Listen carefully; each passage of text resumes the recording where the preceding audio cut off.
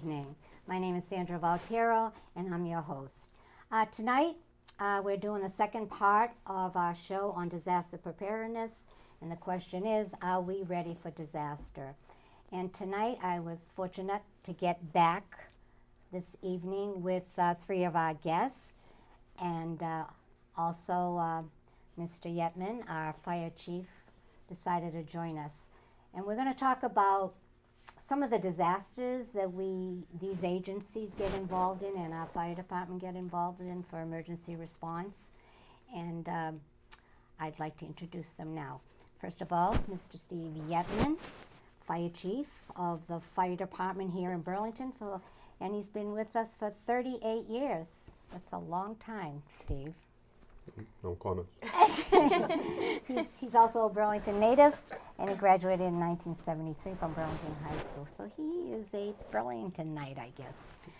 So over the past 3 decades, Yetman has had great opportunities to help out throughout his career. He's responded to thousands of local emergencies, as well as the World Trade Center in 2001, Hurricane Katrina in 2005, and Danvers explosion in 2006. Wow, that's a lot. Okay, thank you for joining us, Steve. You're welcome. And Lauren, thank you for coming back. Thank you.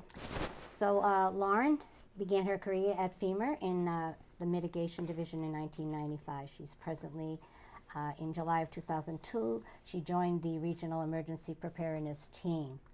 And she performed analysis and evaluation of the regional plans and procedures for state and local government. And today, in 2008, she joined the Regional Integration Branch with the National Preparedness Division. Her work has included the development of national level exercises, as well as increasing preparedness efforts for our whole community. Big job. Thank you. Thanks. And next, we have Liz Foley. And Liz is from the Department of Public Health, the Office of Preparedness and Emergency Management. And I guess at one time she was, her position was extensively both volunteer management and emergency preparedness. And prior to her role with DPH, she spent 6 years as a coordinator of the Worcester Regional Medical Reserve Corps under the City of Worcester's Division of Public Health. Welcome. Thank you for having me. And last but not least is Besse, is it Besse? Yep.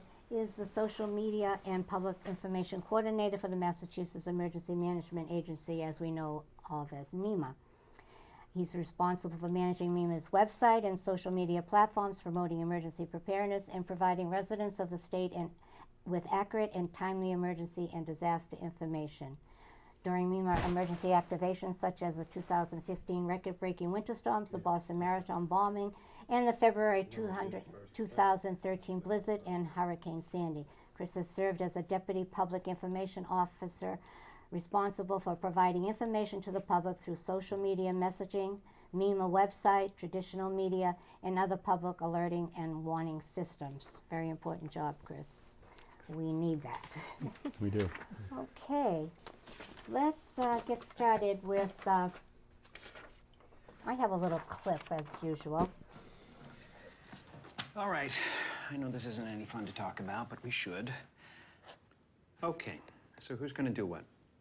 I'll pack the dead batteries. Great. I'll only put what I don't need into a duffel bag. Perfect. That's totally unhelpful. No problem. Meanwhile, I will try to comfort everyone by speaking in a calm voice. And I'll try to get the generator going without any gas. Oh, let's not forget the cell phones, which probably won't work. Right. And who is going to handle supplies? I can forget to do a list for us. Thanks, pal. Well, I think we couldn't be any less prepared. I'm proud of you guys.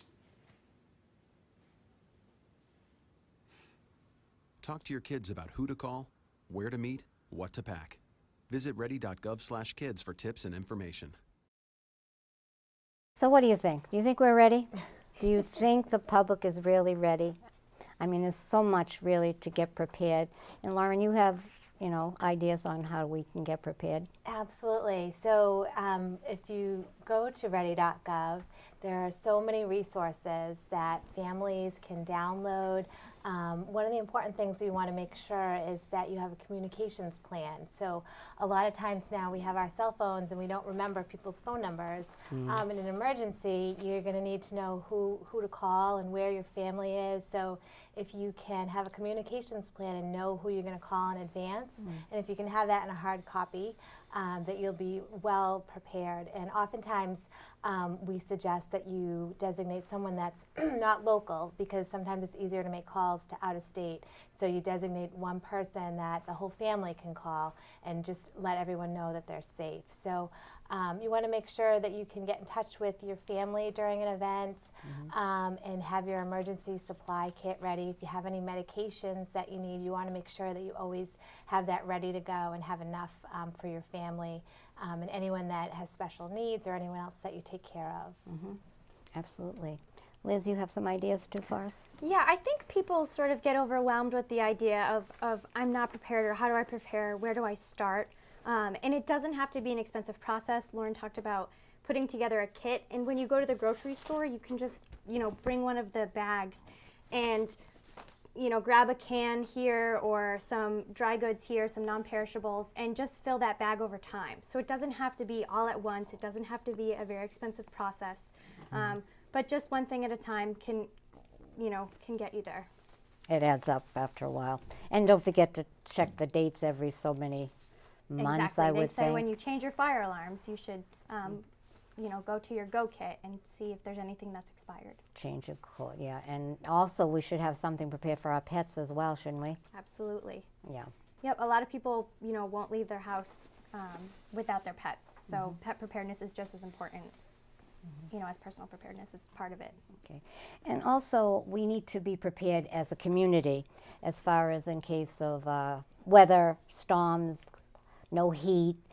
So we need someone like Steve and his firemen getting us prepared. And so what will we do? What do you do about sheltering here in Burlington? Sheltering, well, we have an emergency response team, which is led by Town Administrator John Petrin. And it's comprised of several department heads. COA is involved, Board of Health, police, fire, building department, DPW, recreation. And we as a team meet on a regular basis and coordinate and get ready for the what-ifs. So we have the Emergency Operations Center, and then we've been doing shelter training over the last few years. And as we've taken over, as the fire department has taken over emergency management, we're kind of concentrating on the sheltering aspect of it, and we've been buying supplies over time. We just bought a trailer last year, where we're outfitting that for up to 100 evacuees, and our intent is to, in the near future, get a second trailer. Excellent. So, and then we do the shelter training, and a number of our department heads are trained as shelter managers. So, and we've been practicing. We had a drill this past June. Yes, the Burlington Volunteer Reserve Corps did a drill. And how did that turn out? What were the results of that at the end? I mean, I thought it went very well. I mean, it was a new experience for a lot of the people. Some of us have been through it several times, but it's actually one thing to sit there and look at something on paper, but to actually get out and set it up and get your hands on, it's a whole different experience. So what do you think we need to do to get better at this? We need to practice more. We need to practice more. Absolutely. Chris, what do you think about sheltering? Well, I think as a follow-up to what the chief said, talking about, while the town has plans for a shelter, one of the important things that the public can do is to be ready and know what they would need to take with them if they needed to go to a shelter. Because a shelter, when people go there, it's really, and a good analogy is it's more of a lifeboat than a cruise ship. It's nothing fancy. It's very basic: food, water, a cot, and a blanket. But people really need to bring things with them that they may need to be both comfortable and to, if they take medicine or any other medical needs they may have. So making sure people think about ahead of time, if they did need to go to an emergency shelter, what those things they might bring with them in a small bag to stay comfortable. Yeah, because you can't wait till the last minute when they say go, because you don't have time to get all these things you need right at the last minute. And again, for animals too, we have to remember that. So what are some of the disasters that your agency has personally been involved in, let's say in the past few years? So we've been involved in any time the state requests FEMA we are absolutely ready, and we're in close coordination with them. So even the Boston bombing or the tornado, we have a state liaison officer that's actually designated to go to MEMA and be that direct communication between the state and the federal government, so that we are able to support them and meet the needs of the community. That's good. And you? And similarly, you know, any local disaster that, even something like a large fire that displaces a large amount of people, if MEMA calls, as Chris had said before, they're sort of the coordinating agency. So if there's a health and medical aspect to it, then they would call, you know, someone from our organization. And so weather-related, you know, the marathon, things like that, but also just more local. Well, who notifies, let's say, Chris, to get that information out? Who notifies you? Sure. So MEMA is sort of in contact and monitoring really 24/7 about what's going on across the state, different emergencies and disasters, and it may be even a small house fire in Burlington where our dispatchers are just listening to it, making sure that the town isn't looking for any assistance from us. And then if it does grow and they require state assistance, we may either reach out to the town that's impacted directly, or they may get in contact with us. And then depending on their needs, we work with our partner agencies like FEMA, the Department of Public Health, some of our other agencies to help meet the needs of whatever the impacted community needs. And I understand you got involved in the marathon situation. Yeah, there's a number of agencies that are involved in the marathon every year. I work for the Department of Fire Services, and we're just one agency of many. You know, we're there in the background. Right, right. So what other agencies do get involved in something like that? Local police along the routes, state police, FBI, Department of Fire Services, a number of agencies. And, you know, again, we're there to be there in case there is a needed response. And, you know, we have stationary people, we have mobile people, and we just cover the complete route. I mean, the idea is you're never going to see us unless you need us. Right. And so when something happens, like what happened, do you notify these other agencies, or are they all listening in on what's going on? Oh, we're all together. There's a command center that coordinates everything. I see. Okay, good. So I think it's all good to let us all know that, how safe we are, that you all, you know, are paying attention to what's going on. There's always planning going on. Yeah, that's excellent. Right. I think it makes us all feel safer. So what, are there certain emergencies that you get involved in, or just everything? I mean, if you get a spill, let's say, chemical spill on the highway, do you guys get involved with that?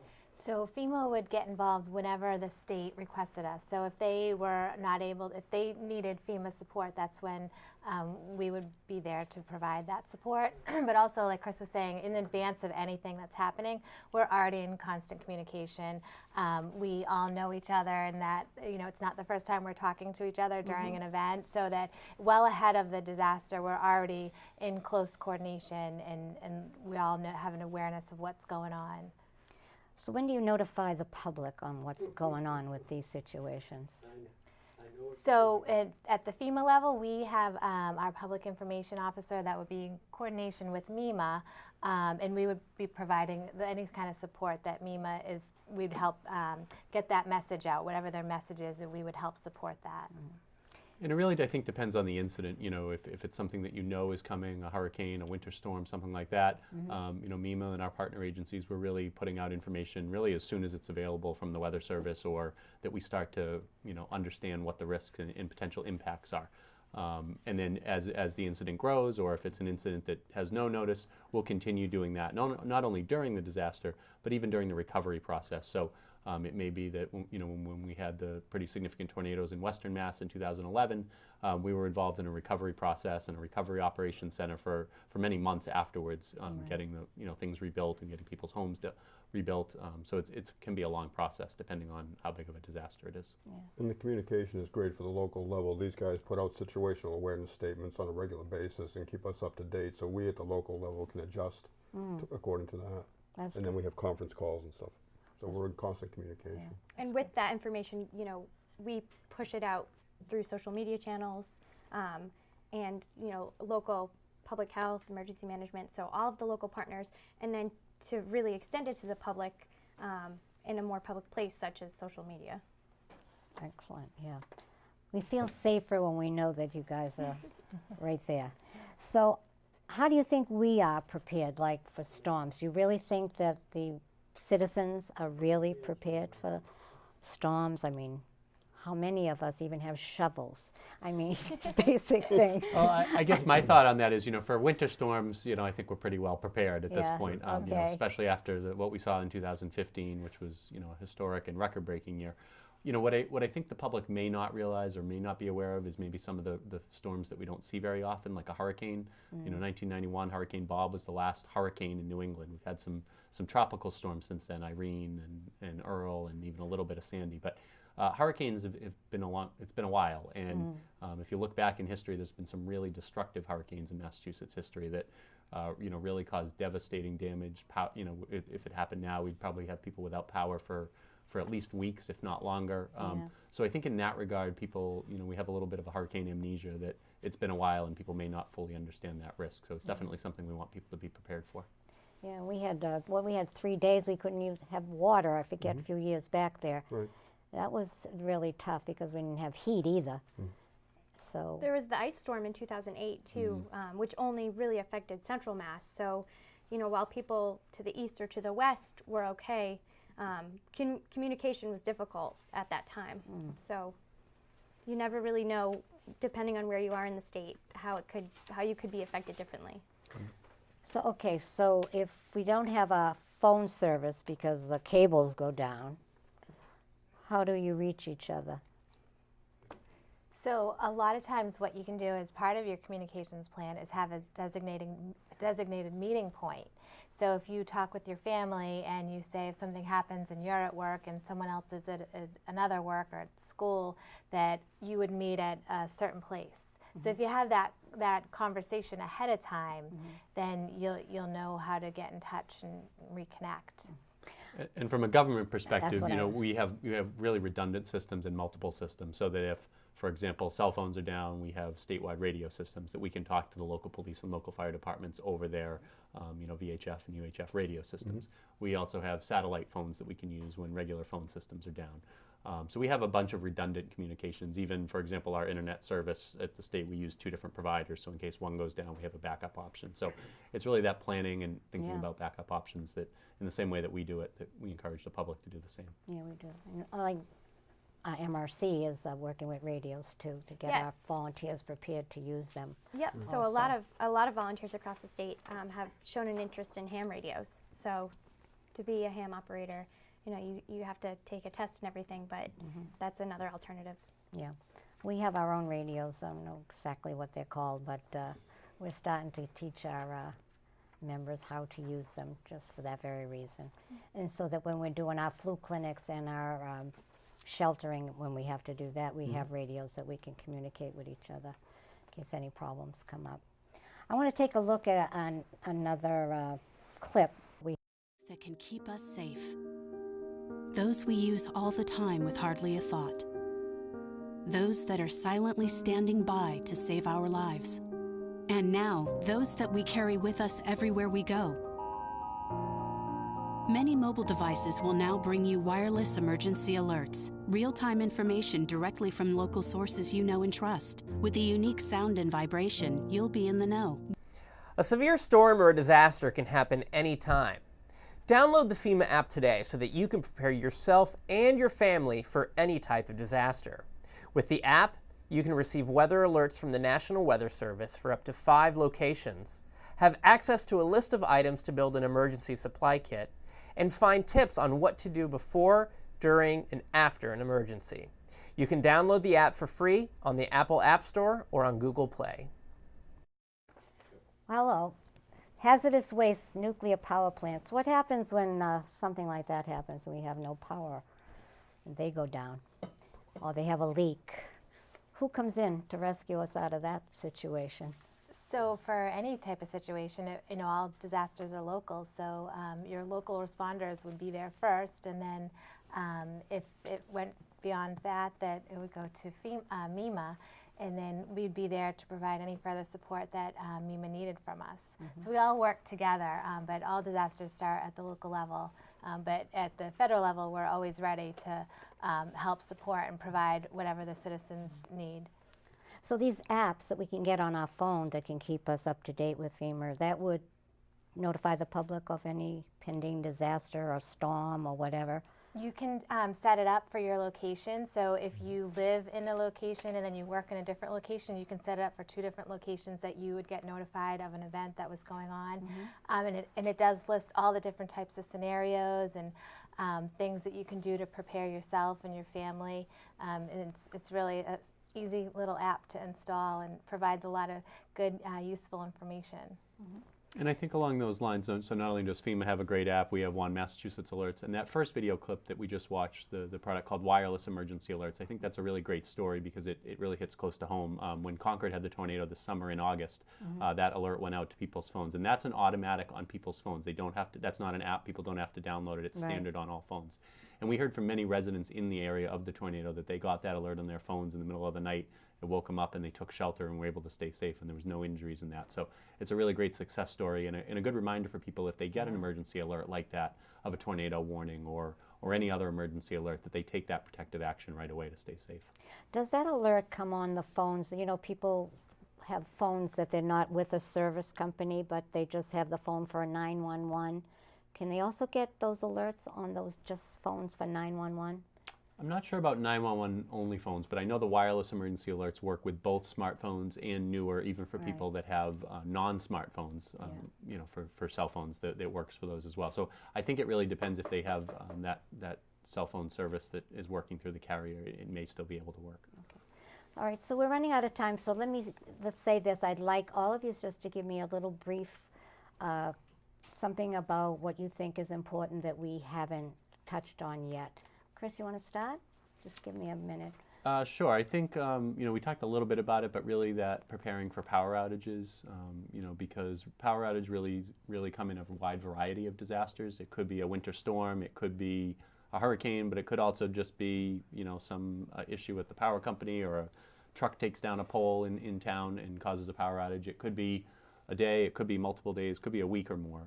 You know, people after Hurricane Sandy in the central part of the country or eastern seaboard were without power for weeks. So really people thinking about what they would do without power. Do they have enough food, water? Where would they go if they need to evacuate, you know, and leave their home if they don't have power? And just really thinking about that in advance, because it's one thing for a couple hours to be without power, but once it gets into the days, particularly in the really cold weather, it becomes a lot more dangerous. Absolutely.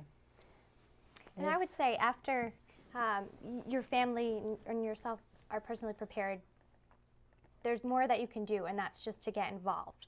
So whether that's joining your local Medical Reserve Corps, your local CERT team, which is the Community Emergency Response Team, or if you're interested in animals, there's disaster animal response teams that are local, or the state of Massachusetts Animal Response Team. So there are multiple organizations out there. You know, it doesn't take a lot of time, but they can offer some great training and some great ways to you know, be involved within your community. That's great.